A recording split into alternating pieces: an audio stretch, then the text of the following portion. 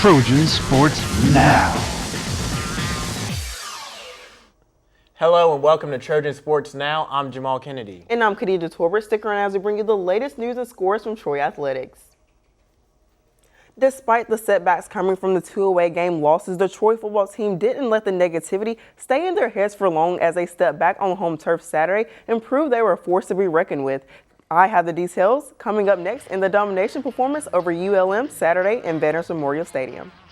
The Troy Trojans conquered the University of Louisiana Monroe Warhawks Saturday in a reigning 51-14 victory. Head coach Neil Braun is grateful for this win, but knows his team still has a long way to go to get where he wants them to be.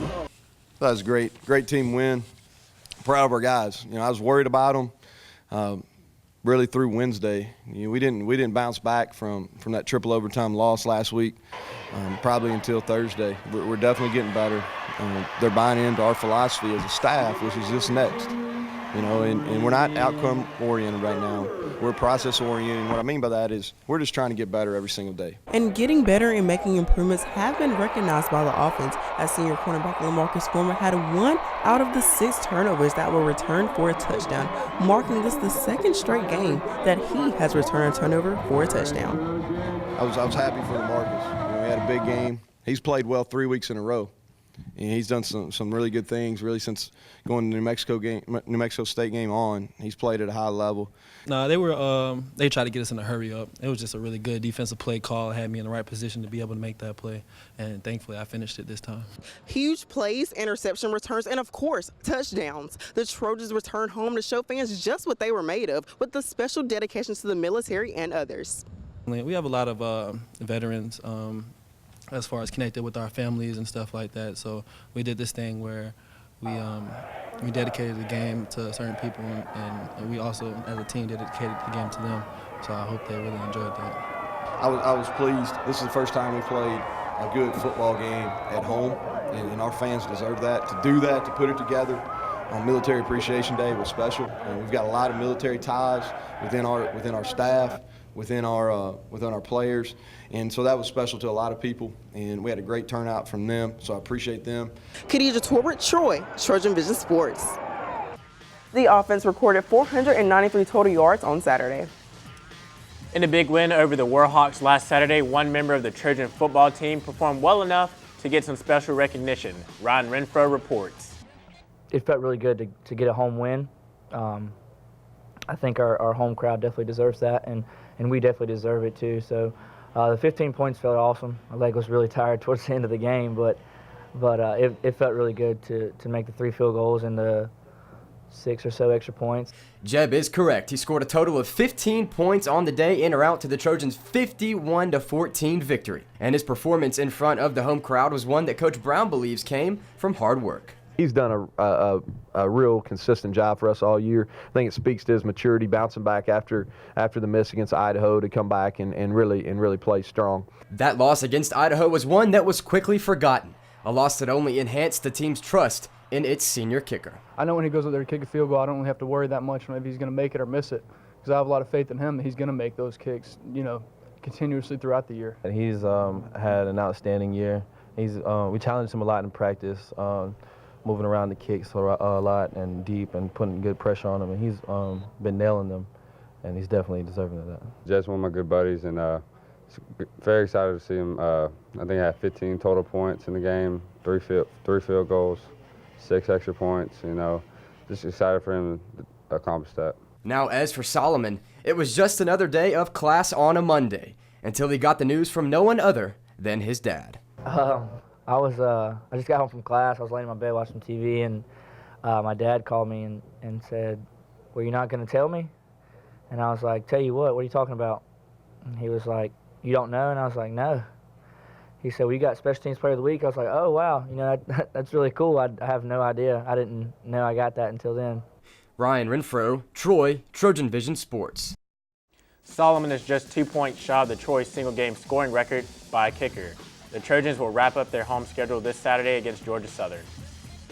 The weekend of Trojan domination doesn't stop on the football field. The momentum carried over from the gridiron to the arena on Sunday, and they did not disappoint.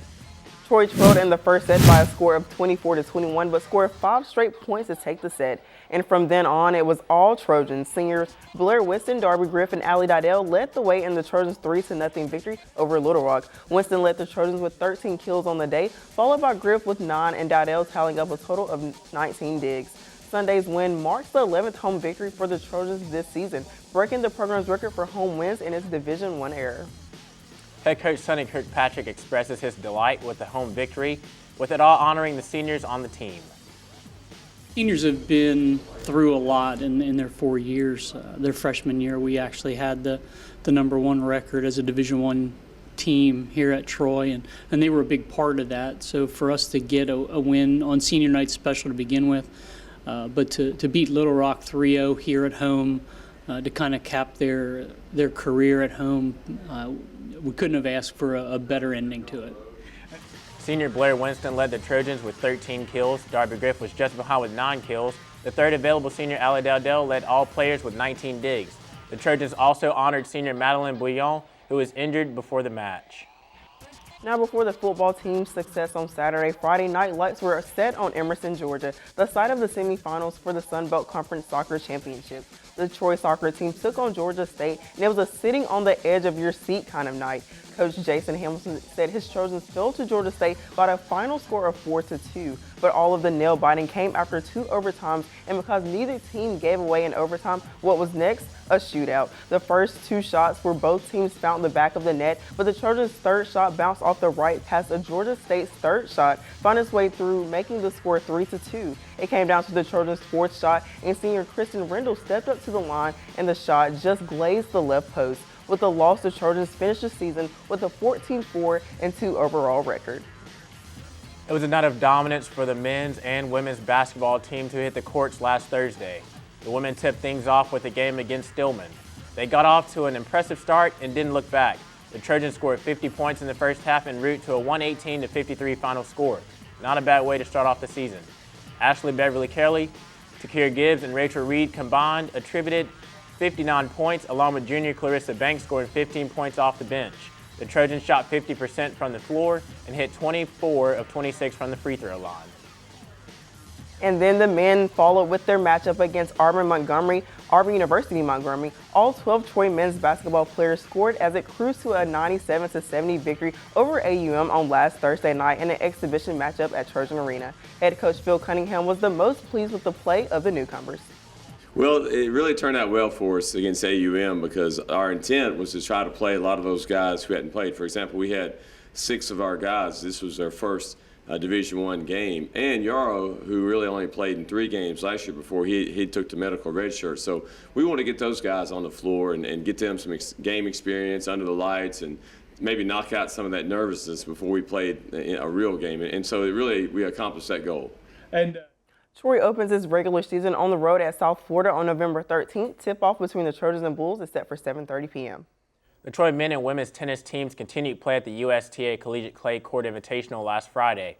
For the Troy men, Giovanna Samaha again advanced in the top flight men's singles. For the Troy women, Nancy Karake advanced in singles while a doubles team also advanced. The Troy men and women's tennis team continued play at the USTA Collegiate Clay Court Invitational on Saturday.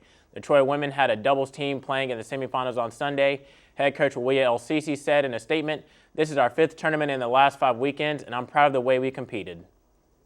Still to come on Trojan Sports Now, we'll have a preview of the Trojan football team's final home game of the season against Georgia Southern. But first, Ron Renfro sits down with soccer senior forward Chelsea Williams. Stick around for more Trojan Sports Now.